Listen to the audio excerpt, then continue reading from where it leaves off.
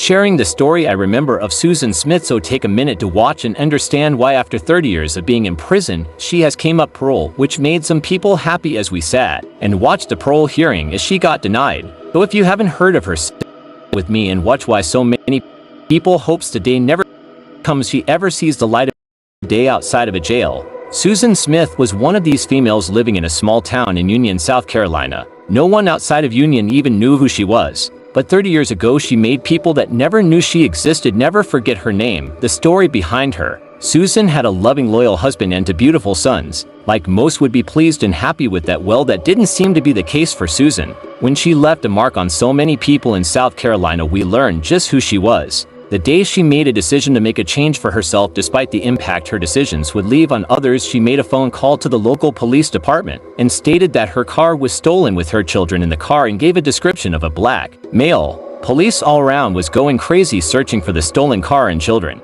Susan and David made several TV appearances where Susan gave some not so convincing statements acquiring her missing boys. I knew from the first appearance she wasn't being honest and knew only time would tell. So for the next 9 days people from all over was looking and searching. David was with her every step of the way, constantly comforting her. So while the search was going on, they of course investigated her and found some things that was alarming, and to no surprise found out she wasn't the loyal wife as she portrayed herself to be. So as they snooped around, it started to put Susan under pressure. There was a note found from her lover explaining as to why he couldn't be with her and stated he didn't want children nor raise anyone's children. So after 9 days Susan was under arrest for being the one responsible for her boys Michael and Alex. So she gives false random stories regarding her missing children and what happened. She stated the car went into lake and she couldn't get them out till she was going to commit suicide and changed her mind and couldn't get the boys out. When the truth was she had planned it all out so she'd go be with her boyfriend. She put family photo album in car with her wedding dress, stowed the boys to the lake while she put the car in neutral, as the boys was strapped in their car seats in the back and stood as the car rolled down the ramp into the water and listened to her boys screaming for their mother. So officials went out to pull the car out of the lake after 9 long days. With such an unsettling sight, the boys was in the back and they was holding hands. People from all around was furious and outraged at the unsettling news.